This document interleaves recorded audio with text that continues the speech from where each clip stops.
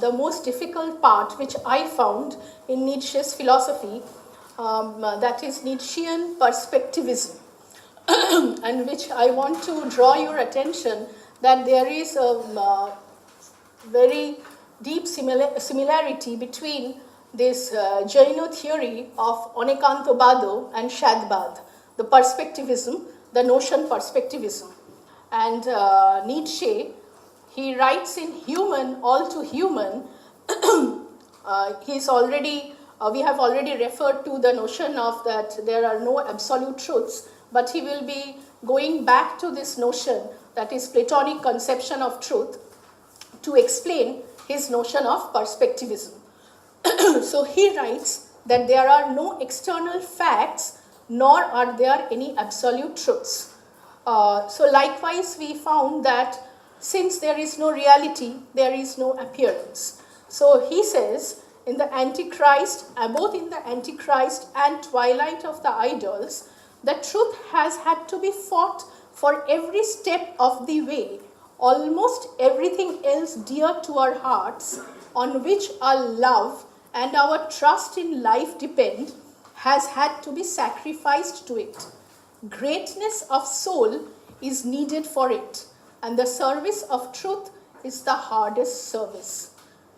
If you do away with the traditional conception of truth, the notion of truth has to be brought in, and that is the hardest service according to Nietzsche. He does not always assign the same sense to truth, nor always uses it in the same way, and this variability is not mere equivocation, but the result of his finding different senses of truth in philosophical tradition.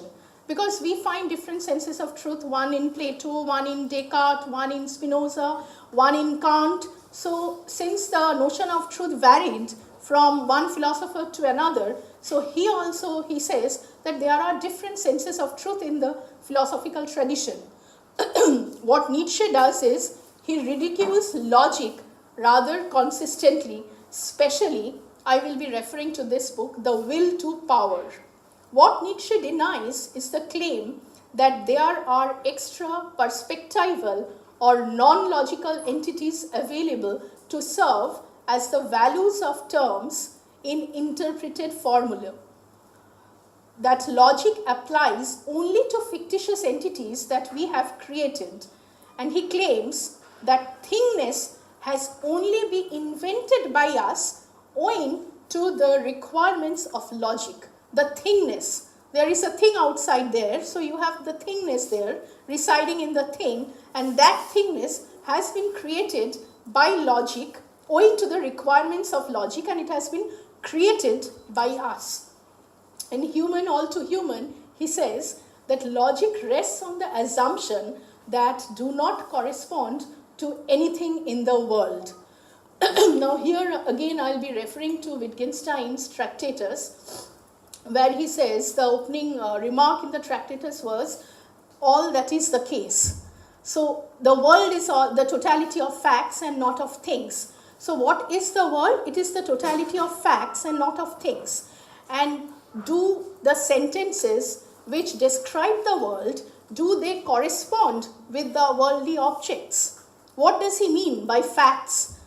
Do facts exist outside there? According to Wittgenstein, the notion of fact is the arrangement of things or concatenation of things.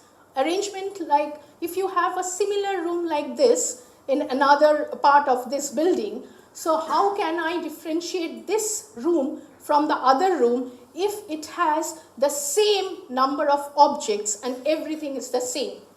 You can only differentiate it spatially because it's located in another space, or you can say that the arrangement of the furniture in this room can be different from the arrangement of the furniture in that room. So this is how you can differentiate the two rooms where all the ingredients or all the furniture are the same, number of things are the same. So this is what he meant by fact. But the question is the fact outside there in the world? This is what Nietzsche also asks. Is the fact there, or it is invention, on our human part, because the fact cannot be there. What is the fact? Like the room is half full of people. So this I can describe in one manner. So if I say this is a fact, now what is this description going to do? It is, I am describing it from my perspective. I can say the room is half full. One can say the room is half empty. So this is how we describe. So here Nietzsche says that logic rests on the assumption that do not correspond to anything in the world. So he is defying the correspondence theory of truth. I think from Nietzsche's remarks, he will adhere to the pragmatic approach, neither the correspondence theory of truth nor the coherence theory of truth. Since he belongs to that continental tradition, he will be more likely to support, in fact, I think he has this pragmatic approach. So here in Truth and Lies also, on Truth and Lies, he claims, it's an essay by him, that the axioms and theorems are empty husks. These remarks entail rejection of the thesis that interpreted logical formulae refer to anything ontologically independent of perspectives, in particular the perspective of logic. What is entailed by Nietzsche's thesis is rejection of the semantic interpretations for formal and natural languages. In language, we try to distinguish three standpoints. One is the semantic aspect, the other is the syntactic one or the grammatical aspect, and the other is the pragmatic one. So what does semantics do? It tries to build the relation between the word and the object. So that is known as the semantic. So here what logic is trying to do, what Nietzsche's thesis is trying to do, it is trying to reject the semantic interpretations for formal language and natural languages. Proof theory remains unscathed. Nietzsche himself, while not a formal logician, is a philosopher who knows the value of good argument and who engages in it with full knowledge of the rules of inference. He prides himself on his own inferential powers. He had his own pride regarding any argument. If a theory rejects all rules of inference, it becomes impervious to criticism, and any theory that cannot even in principle be criticized is eyed with grave suspicion.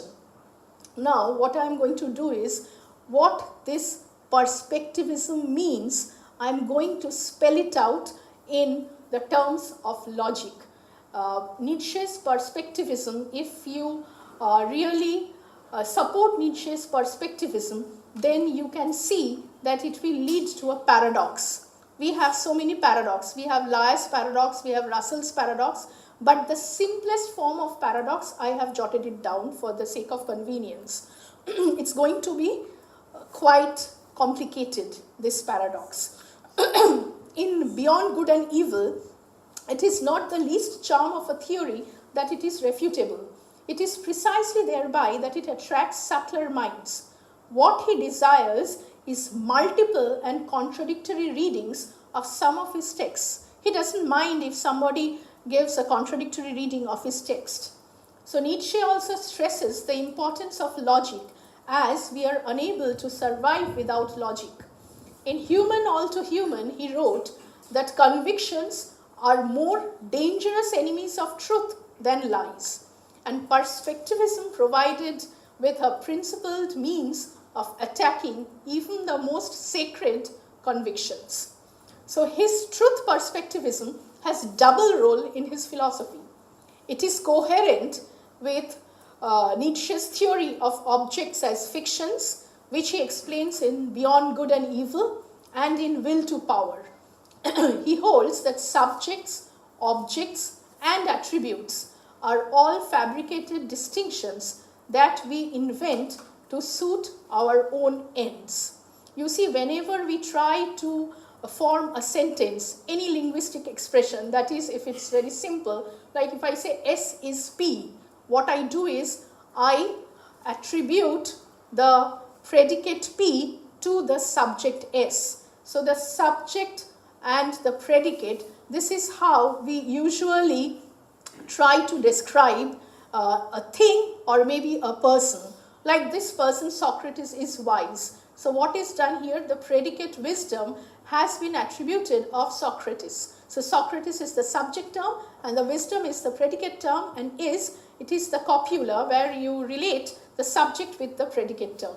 So he says that subjects, objects and attributes are all fabricated distinctions that we invent to suit our own ends. There is no perspective independent world at all. I do not know whether anyone is interested in Gottlob Frege's philosophy. If you go through Frege's philosophy, there is a distinction between sense and reference. So the example which he gives is the morning star is the evening star, and he's referring to the planet Venus. So you can refer to Venus through the sense. Roughly saying, the sense can be termed as the meaning of the sentence. It can be meaning of a term. So if you write two sentences, one is the morning star is Venus, or the morning star is Venus, and the second sentence is the evening star is Venus. So people of Babylonia believed the first sentence to be true and the second one to be false. Because in order to know Venus, that is, one has to capture Venus through a mode of apprehension that is termed as sense by Frege. So anything, if you try to know any object, even a simple object like a table, or let us say take a pen, how do you know the pen? The question is, do you know it directly or through a mode of qualities? So the pen, we just can't say, look, I know the pen as it is. I say either the pen is slimy or the pen has a very fine nib or something. So these are all the way you grasp the object.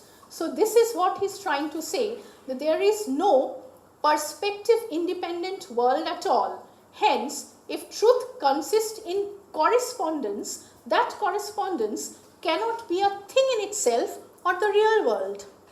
Even if you try to capture it in the Kantian sense, you cannot capture a thing without imposing space and time, or without thinking it to be an object, because it is there.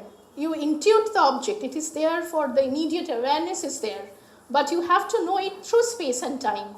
So here also, if you try to know if there is any real world outside spatio and temporal intuition, then we cannot know that world. So the world in itself, or the reality or noumena, according to Kant, will be unknown and unknowable. So this is what he says. At best, the correspondence would be to sets of fictitious entities whose elements vary from perspective to perspective. So all these become fictitious. Be very careful on this. On this ontology, there is no room for any kind of absolute truth that insists on privileged statements whose truth values are constant across perspectives. So there cannot be any statement which is true throughout all changes, historical change, cultural change. There cannot be any sentence which is said to be true, because the truth value changes. His perspectivism plays an important role in his ethics. In Beyond Good and Evil, he writes, if one would explain how the abstrusest metaphysical claims of a philosopher really came about, it is always will and wise to ask first, at what morality does all this aim? His morality is one that envisions new philosophers free from the tyranny of Christianity, forging their own moral law.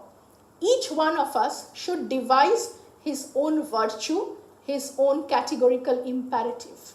So what happens to Kant's categorical imperative? What is this categorical imperative?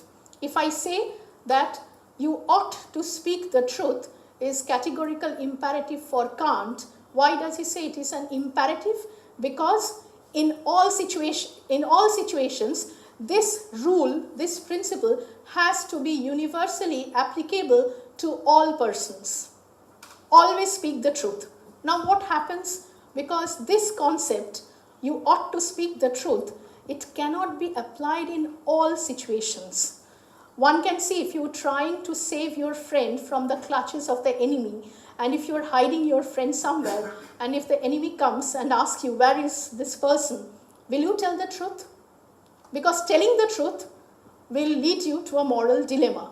Telling the truth will let your friend go to the clutches of the enemies. And if you if you lie, then then telling the truth is not a categorical imperative in all situations. So categorical imperatives have to be bent from one situation to another situation. This is what he means by that. So each one of us should devise his own virtue, his own categorical imperative. So categorical imperative, I don't know why he's using the term imperative at all, because if it differs from individual to individual, by abolishing any kind of absolute truth, Nietzsche prepares the ground for different persons to develop diverse moralities without fear of running foul of the truth. The question will be whether it will lead to any chaos, because if every person has his or her moral standard, then what happens to the objectivity of the moral standard? So this absence of moral truths helped Nietzsche to advocate the experimental life. Well, he loved to experiment, and a life of new perspectives and ways of living without permanent allegiance to any particular one. This is what he wrote in Human, All Too Human in the preface, and also in Beyond Good and Evil. Now, perspectivism, in order to understand this notion of perspectivism, we have to understand absolutism. So one is the concept of absolutism, and the other is perspectivism. So truth absolutism states that statements, if true, are true for everyone, and if untrue, then untrue for everyone. True for everyone or untrue for everyone. So Nietzschean principle states that statements, if true, are true from some perspective, but are untrue from another perspective. So one is absolutism, true in every respect and in every respect or perspective, and here true if it's true from some perspective, and if it's untrue, then it's from another perspective. It is the claim that every statement is true in some perspective, yet untrue in another. So truth absolutism is then contrasted negatively as the denial of truth perspectivism. That is, as the claim that it is not the case that every statement is true in some perspective and untrue in some other perspective. I think this much is clear, because perspectivism, if you allow perspectivism, you are denying absolutism. If you are allowing absolutism, you are denying perspectivism. So this is what he meant. So this is logically equivalent to claiming that there are some statements such that they are either true in all perspectives or untrue in all perspectives. This is also true. So it is this that Nietzsche seems to deny. He does not deny, he does not identify perspectives with belief sets.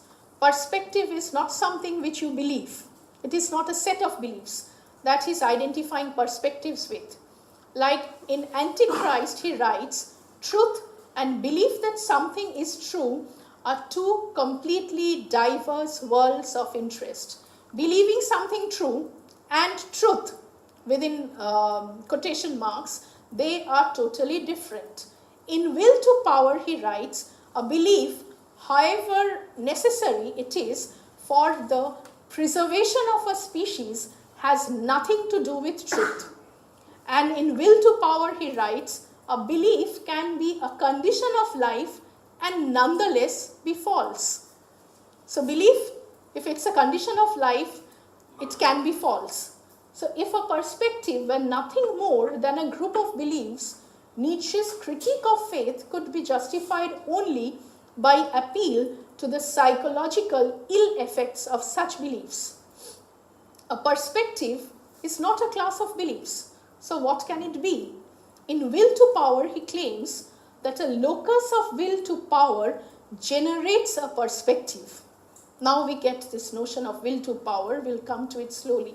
For example, a person is such a locus, and if persons change themselves in the right way, they will change their perspective. Well, here I had some difficulty in understanding person change themselves in the right way. I do not know if there is anyone who can enlighten me on this. In the right way, he doesn't elucidate.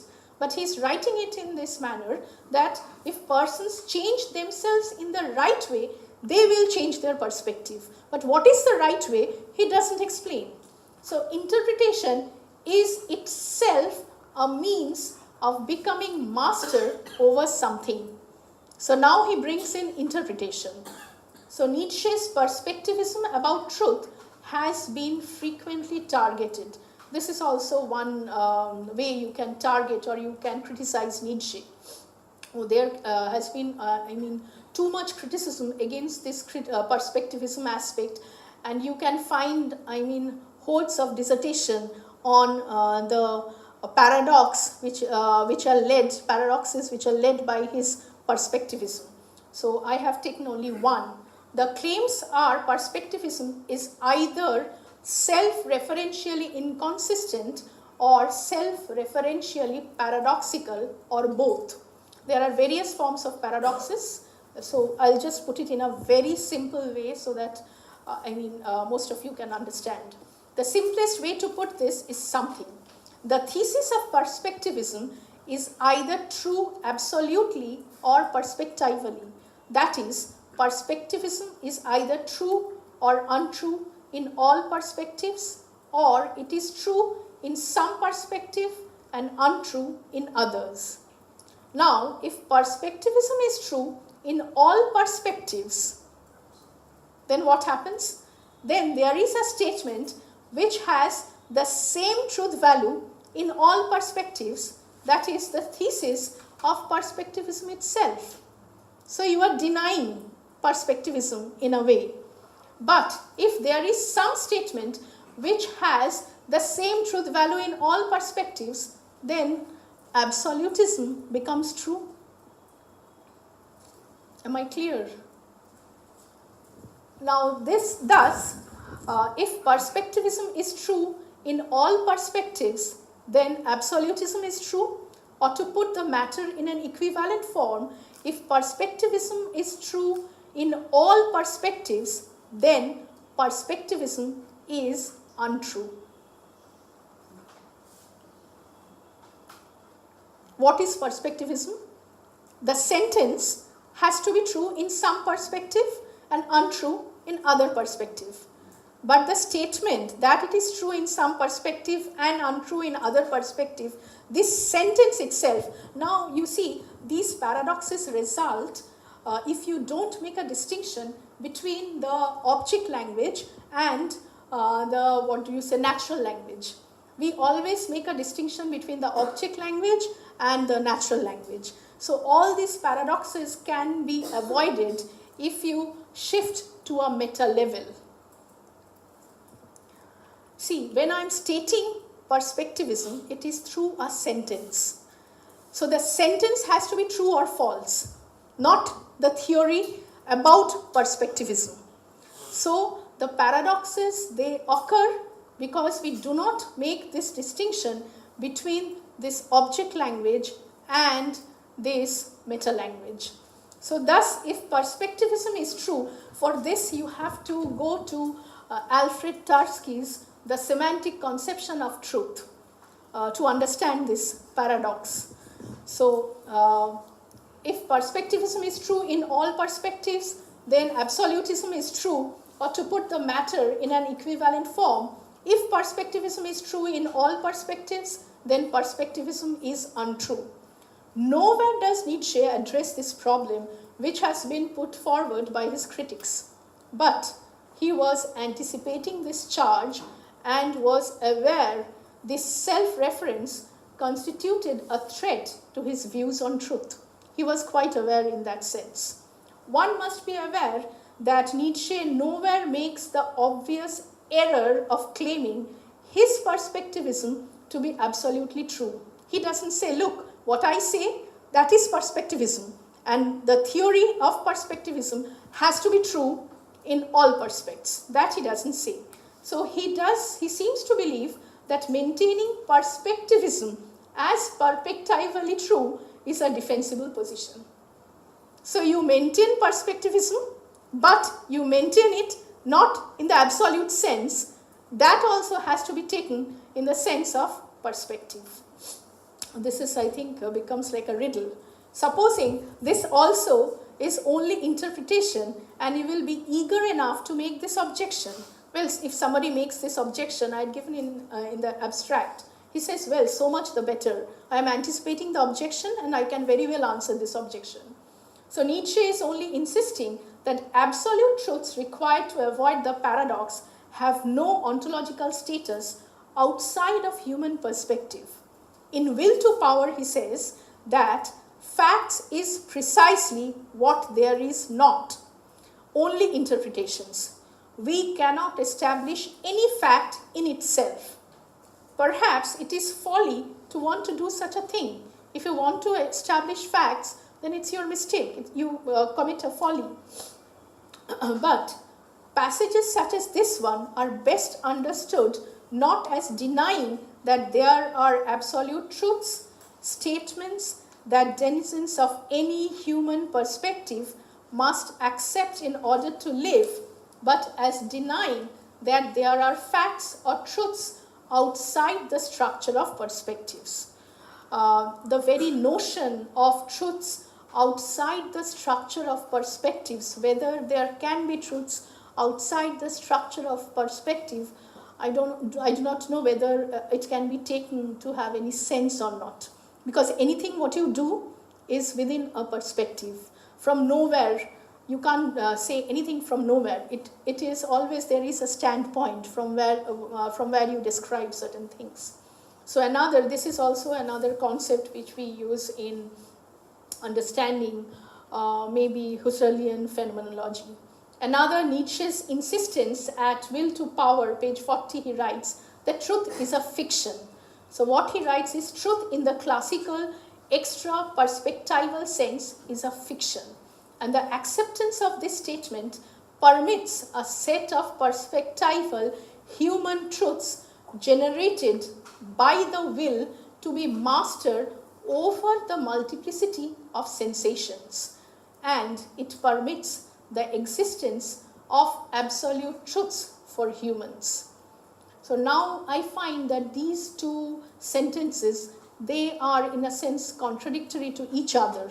But Nietzsche, he does not explain the last line because he says, and it permits the existence of absolute truths for humans. Then why does he say it? He is contradicting himself only. Okay, now I come, this is what I meant, Nietzsche's perspectivism. Now I come to the most enigmatic writing, that is Will to Power, which is commonly misunderstood. So I want to somehow explain that this will and the power concept are something totally different as commonly understood by the common man or by his critics. So what is this Will to Power? Well, this was published posthumously by his sister Elizabeth in 1900. But an expanded edition was published in 1906. And that book I am referring to, not the one that was published in 1900. It is a critique, The Will to Power. This book is a critique of moral and metaphysical values. His theory of the will to power as the foundational movement of life and his aristocratic vision of the relation between strong and weak modes of being. Will to power is closely associated with his name in the popular imagination. It is generally taken to describe a vision and justification of life conceived as the violent domination of the weak by the strong. This is what is commonly understood by will to power. The world envisaged as will to power offers a dynamic vision of life in which every aspect of existence receives a new interpretation under Nietzsche's philosophy or his examination. First, let us examine what he meant by will and power, the two terms, and establish exactly what is at stake in rethinking life in these terms. He asks, well, how is it possible to write a history showing the corrupt formation of man as a historical animal? Well, you can distinguish between Darwin's theory of evolution and Nietzsche's theory here, because Darwin believed that creatures were driven by a will to survive, and survival instincts evolved through natural selection. It was through natural selection. Nietzsche thought that survival was not in fact the main driving force. That is not the main driving force. So physiologists should think again before postulating the drive to self-preservation as the cardinal drive in an organic being. A living thing desires above all to vent its strength, and life as such is will to power. And what is that? Self-preservation is only one of the indirect and most frequent consequences of it. So self-preservation, I think it comes as a byproduct. It's not the main thing there. So this he writes in, again, Beyond Good and Evil. So Nietzsche is not denying that self-preservation is motive in some actions, but is simply proposing that it is not the most fundamental one. The most fundamental of all is the desire of something to achieve even greater vitality and life enhancement. I do not know, someone was asking me the question about life enhancement. He has explained it in this will to power, and includes not only what he means by life enhancement, he includes not only human motivation, but the behavior of all that lives. All that lives, not only human life, but also plant and other creatures are there. Because you see, Aristotle, I think he mentioned that all life forms, they have souls in De Anima, the book on De Anima. And but Descartes, he did not mention anything which are inferior to human lives. I don't think he mentioned that there is soul in plant, there is soul in animal. Some philosophers deny this. So here what we find in Nietzsche, he is referring to behavior of all that lives. Another important thing to consider about will to power is that it can take different forms. It does not have a single form, it has different forms. For instance, the will to power can be such that which causes, this I think Nietzsche should be applauded for this, which causes a plant to grow and spread its seed. See how he is relating the will to power in the plant life. Did we ever know Nietzsche that he wrote about plant life and the will to power, he is applying it to plant life? So here I think it's, I find it very fascinating. It causes, and he says, it causes a wild animal to become the leader of the pack and defend its position. So will to power is there in the animal life, in the plant life as well in the animal life, or that which causes a human being to devise a philosophy on life that expresses his personal ideal. So we strive for the ideal. So here also the will to power should be there. These things are expressions of will to power, and concerning the last, Nietzsche says, philosophy is the most spiritual will to power. That is the most subtle and therefore the type of power-seeking dominance which most likely go unnoticed. This will to power, it goes unnoticed. He does not consider will to power just to regulate all living processes, but also the inanimate world of physical atoms. In this way, he makes a bridge between life and matter that is perhaps lacking in the modern scientific perspective. So in the modern scientific perspective, there is no bridge between the matter and the human form. So here he tries to bridge this gap. The crucial point for Nietzsche is that natural selection will not produce a higher type of individual, but rather the most mediocre type. So it is the most mediocre type which is born out of this natural selection. While it explains certain characteristics of species and how some survive and others die out, it does not account for the inherent drive that leads nature to seek to produce higher and higher expressions of the life force. Now what I'll do is I have this Heideggerian reading of will as will to power. This is how Heidegger, this was what Nietzsche's, his writings. I based my interpretation on Nietzsche's writings. But this is what Heidegger means by will to power. In this Heideggerian view, we find that will is nothing else than will to power, and power is nothing else than the essence of will. Essence of will? Will. Essence of will. Now the question will be, what is will itself? W-I-L-L, will. According to the usual view, will is taken to be the faculty of the soul. This is what we study in psychology, the spiritualist account, the associationist account of the soul. What is meant by the soul and what are will and imagination, etc. So will is taken to be the faculty of the soul. What will it is determined from the essence of the psyche.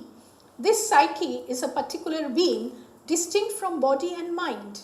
If in Nietzsche's view, will determines the being of every sort of being, then it does not pertain to this psyche, rather the psyche pertains to the will. But body and mind too are will. So if will is taken to be a faculty, then it is viewed as something that can do something. You will something, that is, you do something, is in a position to do it, possessing the requisite power and might. Now he has used the word might, though in a totally different sense. Whatever is intrinsically power, and for Nietzsche, that is what will is, thus cannot be further characterized by defining it as a faculty or power. For the essence of faculty is grounded in the essence of will as power. Well, this much is how Heidegger explains will to power. Now, there is another second example, which is given by Heidegger himself. Will can be taken to be a cause. A man does something not so much by means of his intellect as by sheer willpower. Now, will brings something about, affects some consequence. If I will something, I do it. So there is some consequence to that thing. But to be a cause is a particular mode of being. Being as such cannot be grasped by means of causation alone. Will is not an affecting. What we usually take it to be a thing that affects something else, the power of causation is grounded in the will itself. If will to power characterizes being itself, there is nothing else that will can be defined as. Will is will itself. But that formally correct definition does not say anything. It does not say, elucidate what is will. Will is will, it's a tautology. It is in fact quite deceptive if we take it to mean that things are as simple as the phrase suggests. We can't give a very simplistic explanation here. So in the twilight of the idols, It was published in 1888. In page 80 he writes, "Today we know that it is merely a word." There is an earlier assertion from his book, Thus Spoke Zarathustra. So here he says, "I laugh at your free will and your unfree one too. What you call will is to me an illusion. There is no will. It is remarkable that the thinker for whom the basic character of all beings is will should say such a thing. There is no will. But Nietzsche means there is no such will as one previously known, that is designated as a faculty of the soul and as striving in general. The will," now he clarifies this concept. We'll get a very clear concept. I know what I have just read out. It sounds quite, it is a puzzle, but he can be very clear in his thoughts. So the will is an affect, a passion, a feeling, and a command. This is how he characterizes will. But are they not the characteristics of the psyche and states of the soul?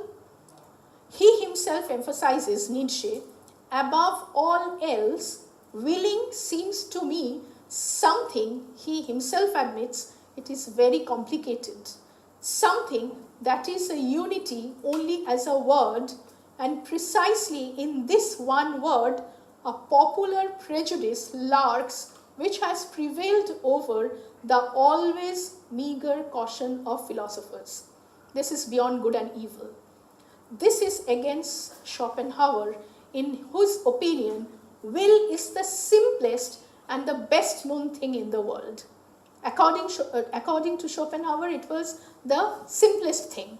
And according to Nietzsche, it's the most complicated thing. So he criticizes Schopenhauer regarding the notion of the will.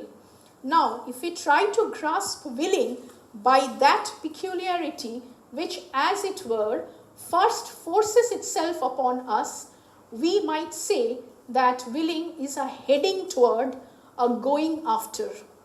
Now, this notion, heading toward and going after, this has been taken up by Husserl later on in the concept of intentionality. That is, it has a directedness, directed towards something. The property of consciousness being intentional. So here we have this heading toward, going after the concept which he elucidates in his notion of will. Willing is a kind of behavior directed towards something.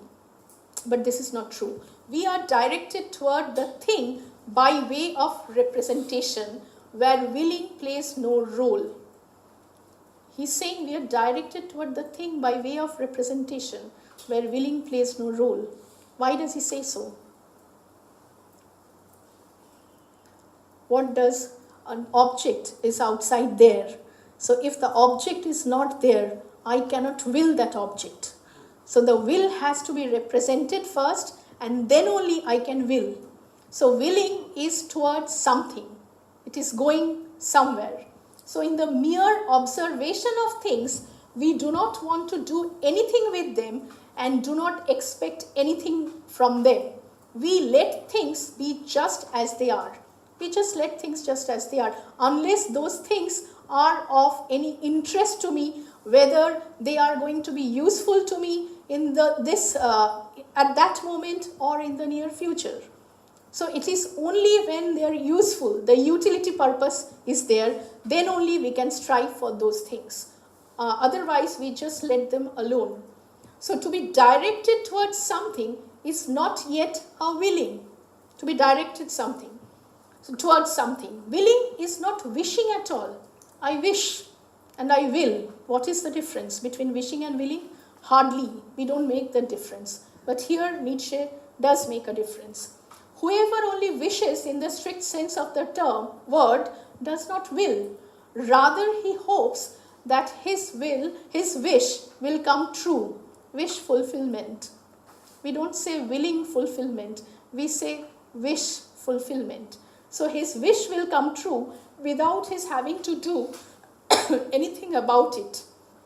Is willing a wishing and adding our own initiative?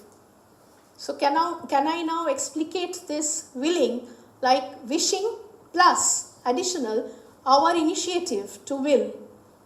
No, willing is not wishing with our initiative.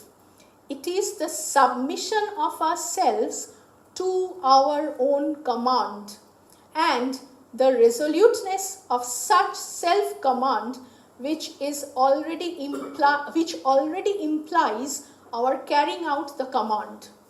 In this account, we are suddenly introducing a whole series of definitions that were not given in what we first discussed, that is, directing oneself or ourself towards something.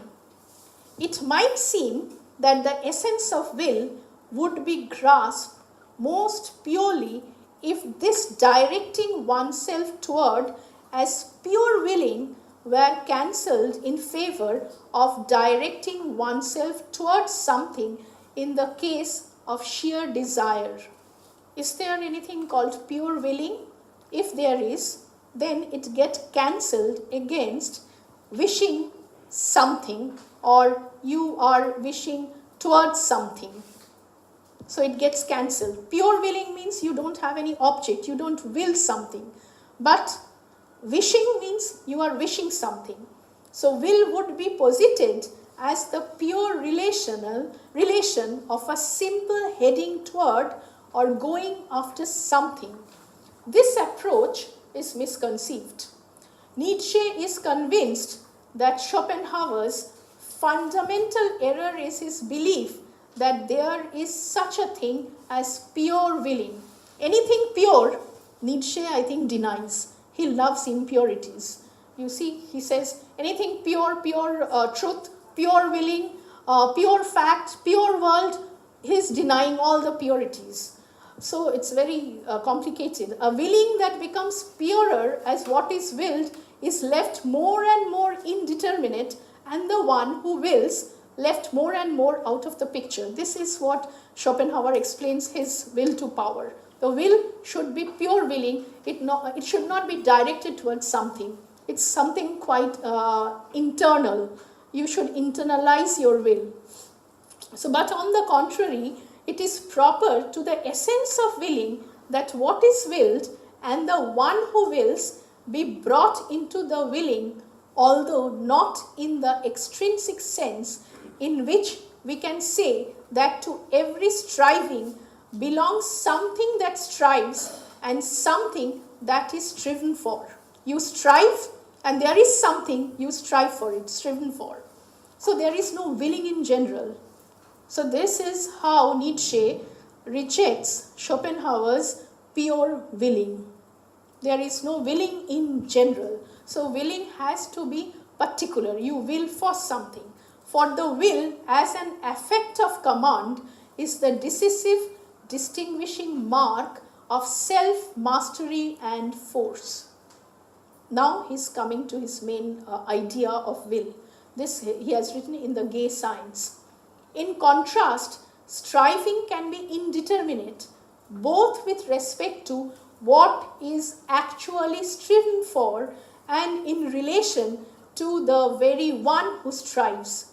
In striving and in compulsion, we are caught up in movement towards something without knowing what is at stake. In striving, we strive something, but we do not know what is at stake. It will come to us later, the revelation.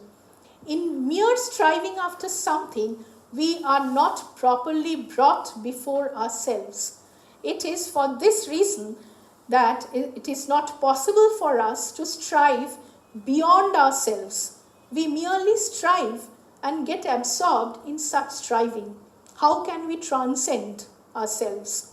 By way of contrast, will as a resolute openness to oneself is always willing out beyond oneself. Will to power means to suggest that will, as we usually understand it, is actually and only will to power.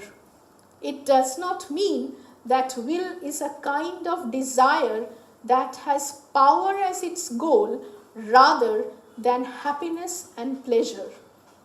Now you can somehow compare Nietzsche's will to power with Mill and Bentham's pleasure principle. When Nietzsche makes will's goal power instead of happiness or pleasure or the unhinging of the will, he changes not only the goal of the will but the essential definition of will itself. He says, my theory would be that will to power is the primitive form of affect that all other affects are, but its configuration. This is how he says that my theory would be will to power is the primitive form of affect, the affection, that affect, that all other affects are, but its configuration. Two of his virtues are life affirmation. What are the virtues of will to power? And the second one is life affirmation, and the other is character strength, building one's character. Well, life affirming people, this is something which makes sense of Nietzsche's will to power. He says that life affirming people know the dangers and a morality of life, understand the painful, harsh, and uncertain process that life is, but nonetheless bravely stride forward, giving as good as they get, fighting the good fight without hesitation and self-pity. Life affirmation allows people to overcome their own limitations and the mediocrity of their contemporaries. See, this will to power has nothing to do with military power. He will be talking of the political power, it is there, but this power is something which is inherent in every human being.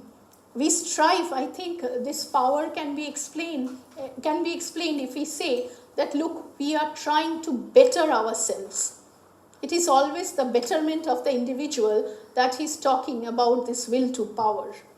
So it involves, what he says, emulating the creative play of life, progressing despite its vicissitudes, and retaining focus in the midst of suffering and setbacks. The power he means is character strength, the ability to control one's actions, to succeed in the face of adversity. He has given a plan how you can succeed, how a human being can succeed in the face of adversity, to create order amidst potential chaos. There is chaos everywhere, but you can somehow succeed or you can create order. So passions and instincts typically pull in contradictory directions. So when you have passion and instincts, they will go against this will to power where you are trying to better yourself. The will to power resolves these contradictions, producing energy. Powerful people achieve as much breadth as possible without being destroyed by its pursuit. It involves organizing the drives, attaining self-control, success even in difficult tasks, and overcoming internal obstacles so that conquering external obstacles is easier. Such power, he is saying, can be given a social interpretation. It can be given a social interpretation, but in that context, it seeks to order the diverse forces within a culture, creating a social whole that contributes to the full achievement of the culture's goals.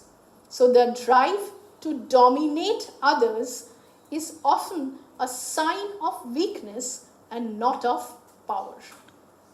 This is what he says in his will to power.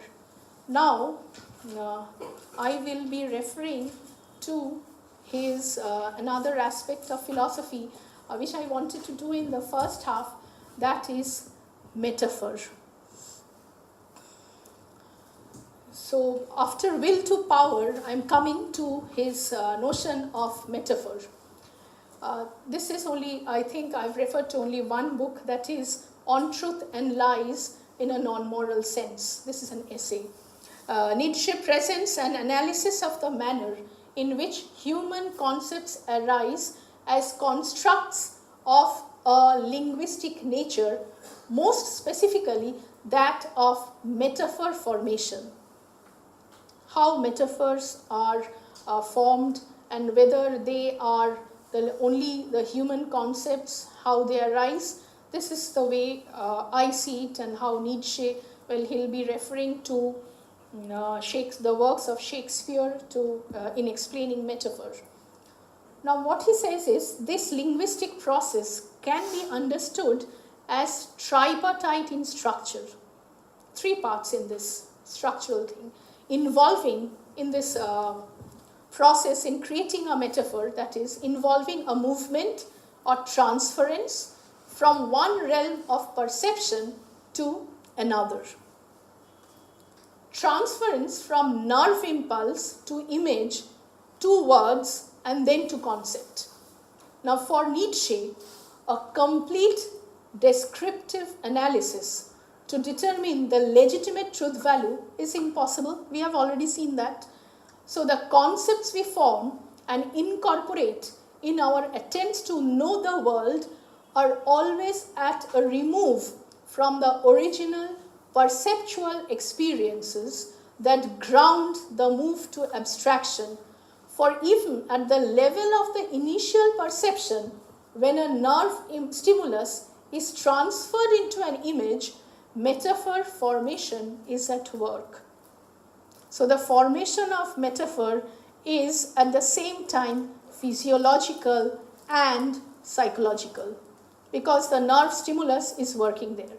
So there are no externally valid descriptions of real things, of anything resembling the essence of things, because language does not hold the ability to accurately capture reality. Language does not even have the power. So in a word, in a sense, he denigrates language. Well, this also I find in the structuralist and the post-structuralist philosophers, whether speech can be given more importance or whether writing can be given more importance. Here he does not distinguish between speech and writing. He's talking of language in general, but he says language does not hold the ability to accurately capture reality. So I think he makes a distinction between the thought and the language here.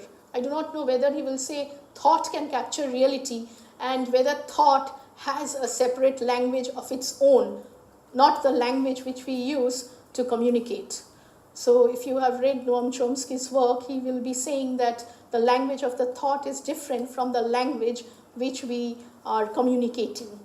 So here, however, metaphor seems to offer insights of a very different kind.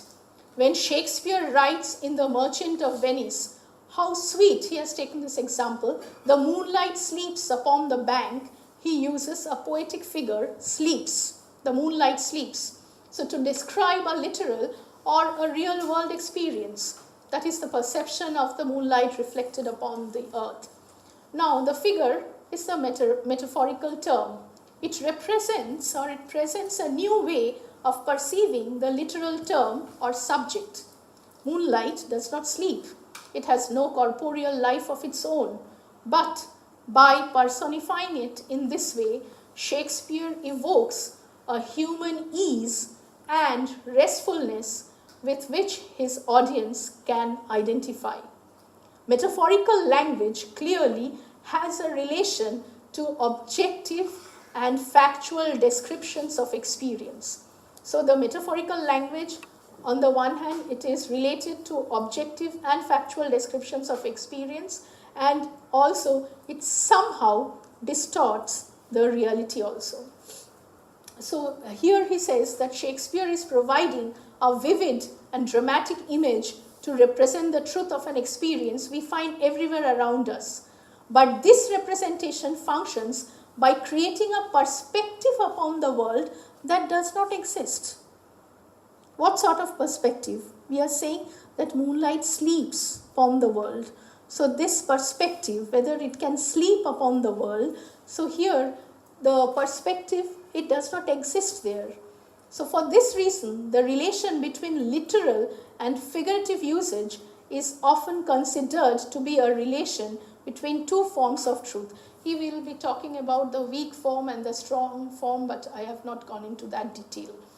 The literal becomes synonymous with objectivity and fact, while the metaphorical occupies a subordinate role as a figurative representation of truth from a subjective point of view. The literal, it becomes synonymous with objectivity, what is there, and the fact, while the metaphorical occupies a subordinate role as a figurative representation of truth from a subjective point of view. Because everybody cannot apply this metaphor. Everybody cannot use this metaphorical language. It is only the poets or the artists who can apply these metaphors. So this is only a subjective point of view. Now Nietzsche undermines the elevation of literal over metaphorical truth. He argues that we cannot privilege literal or pure truth over metaphor. Since the literal becomes the objective and the metaphor becomes the subjective, so which is the dominating aspect or the most important aspect? It's the literal aspect.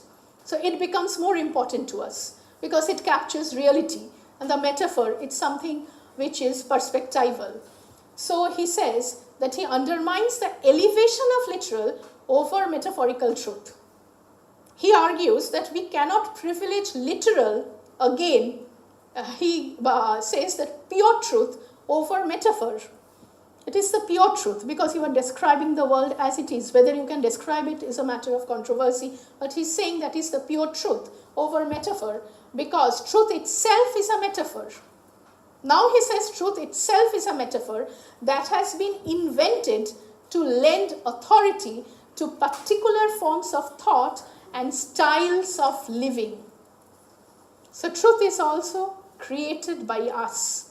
He argues repeatedly that the truths of religious teaching are really dominant perspectives upon the meaning of human experience employed to establish the prestige of a community's way of life.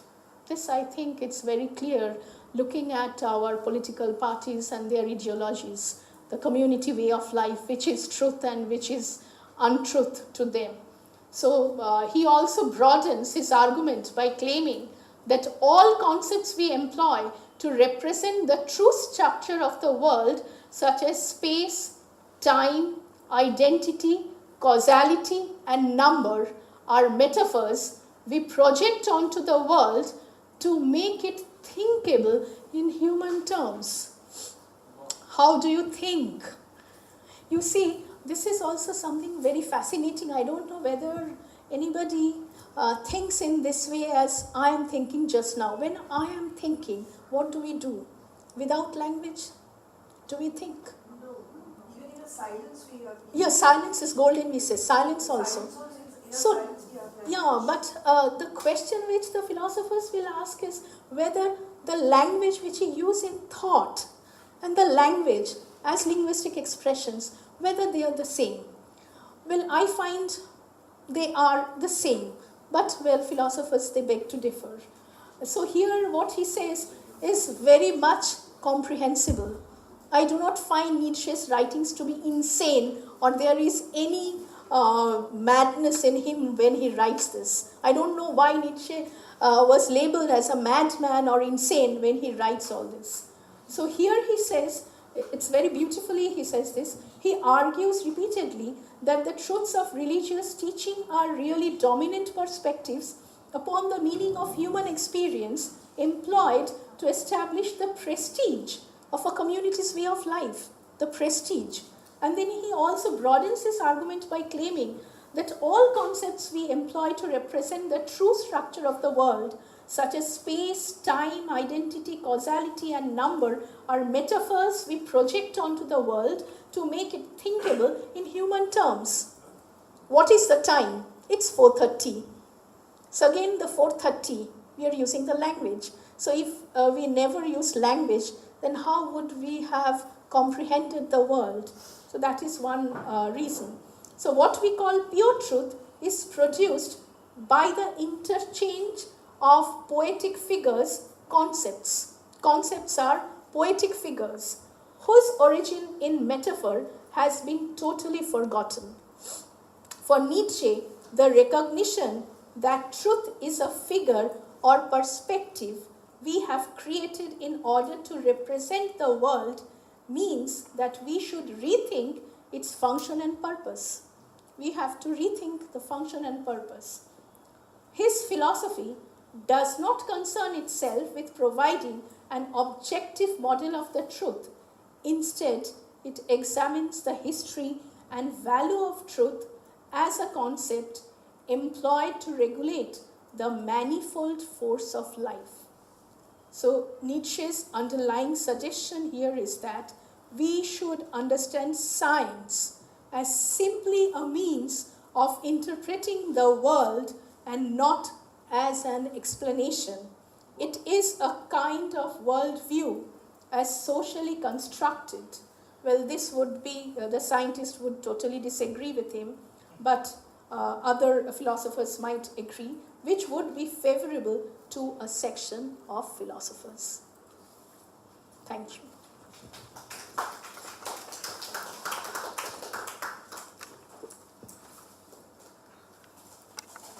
Question? So we have still about 3 minutes. Why was he so much against Christianity?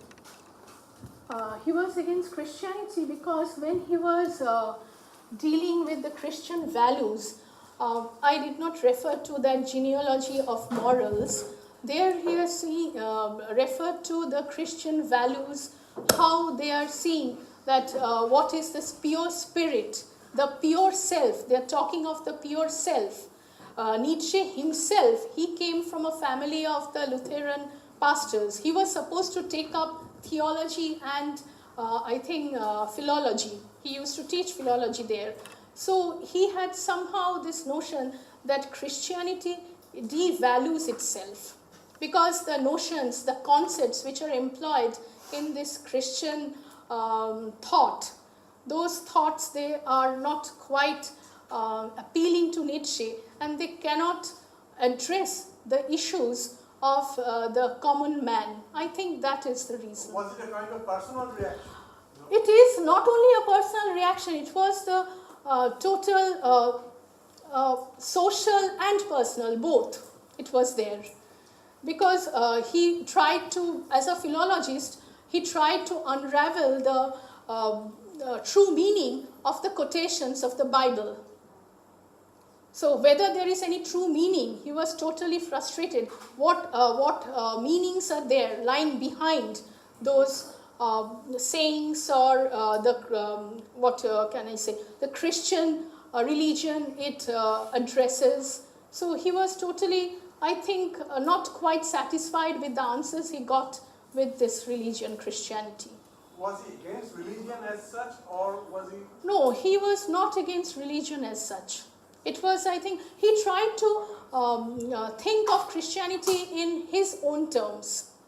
He said these are the things which should be shunned in the Christian morality, because the oppression of the slaves, the aristocratic way of living, so he was quite frustrated, I think, with this sort of way of life, what he has written.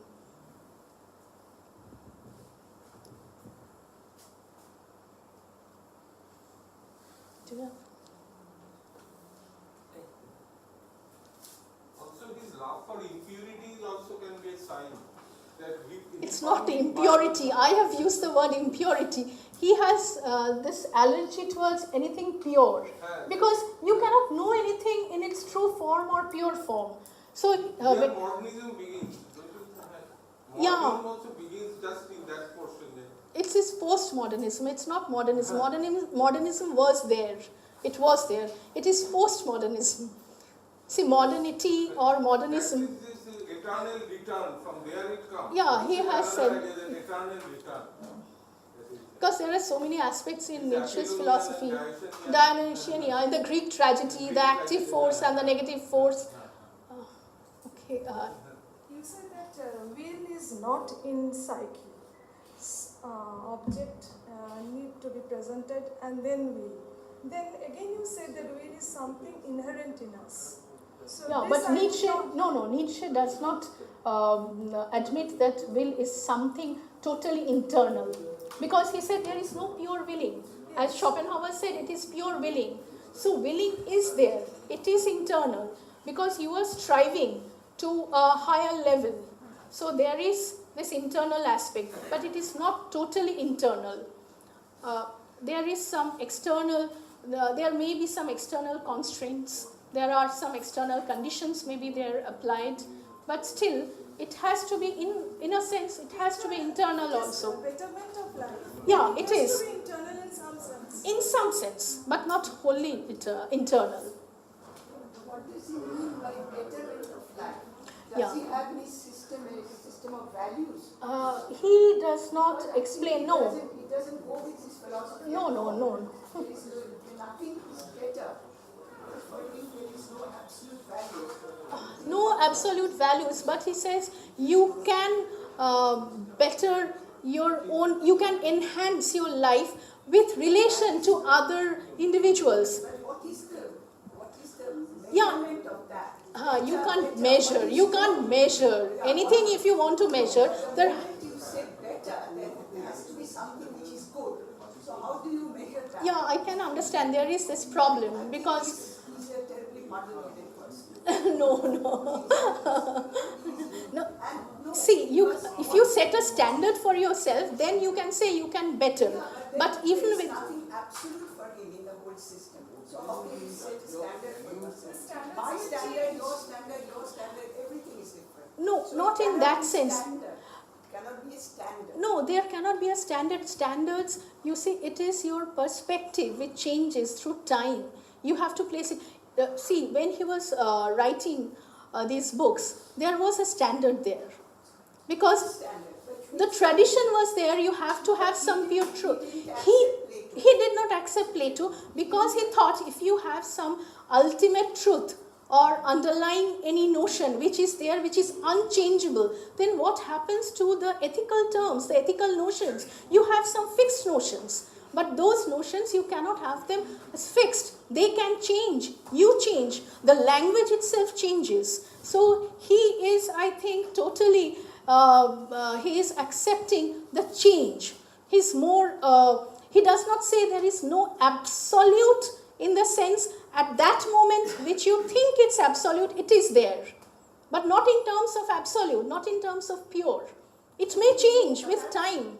I don't know. I do not know. This is, no, if you, Perhaps his no. original work might give us more light on that. Yeah, original work, but if you interpret Nietzsche in that manner, then it will be like a muddle-headed Nietzsche.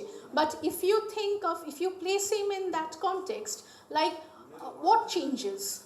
Everything is changing. So the values also change with time. Yeah, but change in which direction? That is my question. Where is that? Yeah, I know what you are saying, that something. Yeah, because if you call something good, better, then there should be some absolute values. Otherwise, there cannot be anything good, anything better. Yeah, I get So it. that nullifies the whole theory. I think the question is somewhat mediated, this idea of where are we heading?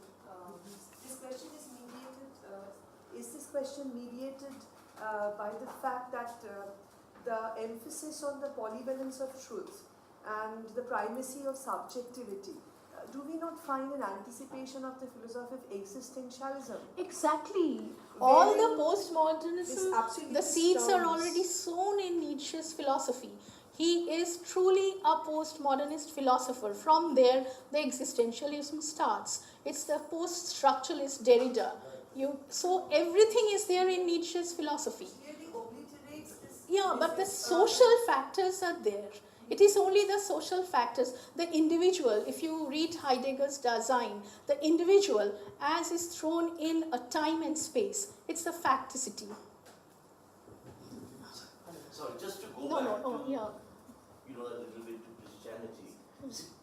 In its core, Christianity, the idea of original sin, fall of man, Yeah, then he has. redemption, all this He does fit not. in with Nietzsche, will and will he not does. fit He in with rejects. Nietzsche. So Yeah, it is natural natural that to it is. resent that thing. What sort of education did he have? The same education of all the intellectuals of his time. Yeah, it was chalked out by his maternal grandparents. But he went. He totally went against their wishes. He was supposed to be a philologist. He was supposed to be a preacher, like he was supposed to be a pastor teaching in a church, because they came from the family of Lutheran, Martin Luther's teachings they used to follow. So he was supposed to be a pastor in a church. Then he broke away from the family tradition. So the teaching, what he got is when he was, exposed to his university education in Bonn, there only I think he went against the family tradition of being a pastor. I have another question which doesn't have anything to do with these values of philosophy. There was a slide, I don't know, Marcuse, did you choose this I slide? don't know which one you mean. That was that Rudolf Steiner, a gentleman. How is he connected with Rudolf Steiner? That is my question. If you I can- no, Oh, you I don't cannot know who is highlight Rudolf this. Steiner. Yeah, there is. Because Rudolf there, Steiner yeah. is after this. He's a very prominent, important figure in But he Germany. does not mention anywhere Rudolf Steiner. I did not find it, because I have gone through his Beyond Good and Evil, the Yeah. genealogy of morals. Yeah, so I do he's not there. find. Yeah, I know, Now, I have Rudolf seen Steiner that, is but a very important important, figure. yeah, I know. Yeah. But it, But I found him as a very important critique of Nietzsche, and you can falsify this. There was a time Because he's the important texts of Rudolf Steiner. Steiner. so because it's coming after Nietzsche, maybe in his Yes, right. yes, yes. It is the Later half of the, yeah. 19th century and also early 20th century. He's the one who established the Waldorfschule, which is very akin to our education system, which they go also established. Part of, yeah. There's No, also open air system, yeah, the school. Yeah. Education. Education totally, yeah, that. But in Nietzsche, I do not find. Even as a critic also, we had, critique of Nietzsche, I find one is this Heidegger and the other one is Cleveland. They are the recent writings of, they are the recent critiques of Nietzsche. Any further questions from anyone? The relationship with Wagner is quite interesting, isn't Yeah. it? They fall out eventually.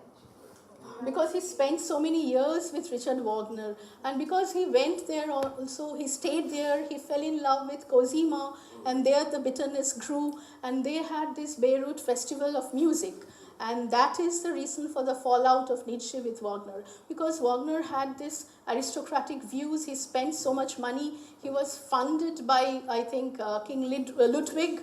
So that is how he also resented being with Wagner, and I don't know. Nietzsche had so many complex relations with so many people of his time, but the influence of Richard Wagner was immense, because the book he wrote, The Birth of the Tragedy, out of the spirit of music, it was only his association with Richard Wagner. And it's a very beautiful place. If you go there, you will meet even the director of the museum, the Wagner Museum, it's there. In Lucerne, it's in Tribschen, in Switzerland. The beautiful villa overlooking the Lake Lucerne. It's a beautiful place, and you have all the things which Nietzsche used. Only you are not allowed to go to the first floor or the second floor. Everything has been separated for the view of the common man. So there they'll explain everything, the relation, what he had with Cosima and Richard Wagner. You'll find it